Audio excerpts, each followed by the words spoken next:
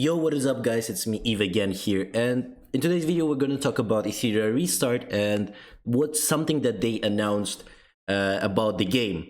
So without dragging it out, they obviously gave one code out, so this is the code DRP621X2. I'm going to put it in the description so you can find it, and it gives you one free stamina multi and as well as some 200k coins there, so nothing too shabby. Obviously you want to take that free multi for sure.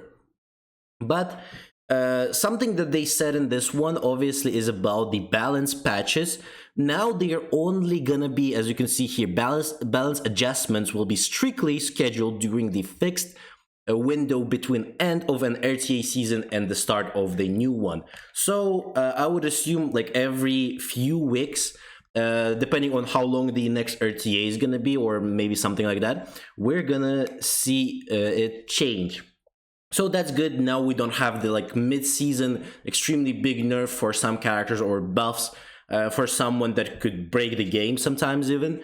So because of that, it's a great opportunity for us to, you know, save the characters that we were using for now. For example, there was some stuff going on between Shadow Sonya, Xiara, about their like having some kind of mechanics, but also they addressed this as a bug, I would assume. And in the end, they did remove some of that stuff, and because of that, a lot of backlash went on them because people were building those teams for the end game to try to, for example, clear formation, to clear Doki as well. But in the end, they didn't work out the way they thought they're gonna be, as it was in, for example, beta. But now they did change those things, and because of that, a lot of people were really upset. But now we have a more better like scheduled time when we're gonna have this whole thing change for all of this like big changes into equipment and new characters, as they said here, core gameplay, all of that stuff is gonna be only at the end of each season. So that's great. That's really good that we're not gonna have like a random surprise nerf or a buff for someone and then it's gonna break a game. That's great. Another thing that they posted is gonna be finally the 2x basically event coming in. So you will be able to get double drop rates on 3 of these. So investigation, threshold, and JP outposts. So this is a great way for you to farm investigations mostly. Because again, investigations give a very small amount of something, like the stats, basically what when you get to like 5-star, right? Until the 50 levels, it basically doesn't give you anything. Almost like it's a very small amount, almost doesn't feel like worth it, and you're gonna be still like going a lot on those investigations, and you will not still get anything from those stat wise. So because of that, this is a good opportunity for you. Quickly do the investigations. You can easily get the characters to level 50 and forget about like, you know, building them anymore, because you're probably already finished at least with the levels there. Also the same goes for the thresholds. Gonna be pretty good to farm that one. JP outpost, I would assume a lot of people, if you're building some character, already have finished with the JP on them, so I don't think anyone really needs it. But if you are for new players, this is definitely going to be still really good.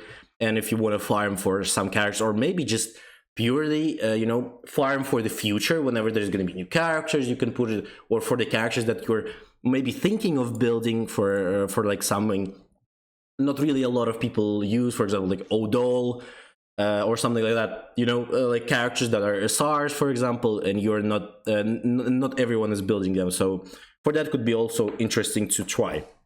So because of that, you should guys try to stay save your stamina for this event. Don't use too much. Or if you're still using a lot of stamina right now, you can obviously save some of your gems for the time whenever that comes in, and you can use these gems to reset your stamina. And the most important one is that the reconfiguration event is coming back tomorrow. Already tomorrow it's gonna be in the game, so that means you will be able to reset your characters again.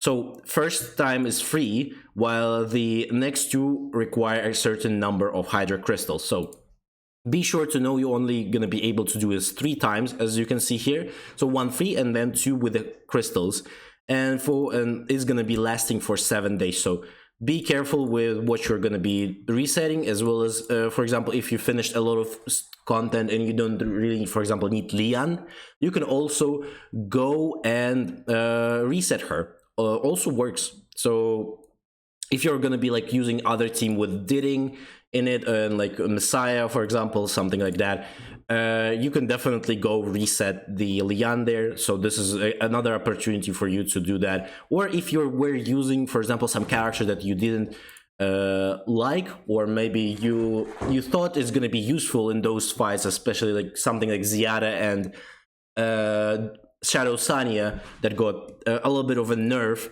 there for sure, maybe not even a little bit, but you can obviously reset those characters. That's a great opportunity for you. Other than that, hopefully you like the video. Don't forget to like, subscribe, leave a comment, as well as tell me what do you think about this change. I definitely am really happy that they are bringing back a reconfiguration event, as well as the balance changes that they're now going to be scheduled only at the end of the season. I really like that change, because it was kind of a little bit annoying that they could like surprise change, nerf, or buff someone, and now it's going to be a little bit more, you know, better. And hopefully those reconfiguration events also going to be happening like a pretty decent amount of times, like once a month maybe at least. That would be a good opportunity. For example, after the nerfs or buffs for a character, after the end of the season, we can easily reset that character and like wait until the next end of the season, and then you can like go for the other characters. And also that's going to be a good opportunity for us to try building different characters to see how they do. Maybe we'll find some hidden gems that people didn't really think about before. And so that's I think this is a great changes for now. Obviously that would be better if they didn't have these problems in the beginning, but at least they changed something. So we'll see how it's gonna go now after the first season, how the change is gonna look like. But hopefully, again, you like the video. Don't forget to subscribe. We're very close to 500 subscribers, so I would love to see your support. Again, also have a great day, and I'll see you in the next one.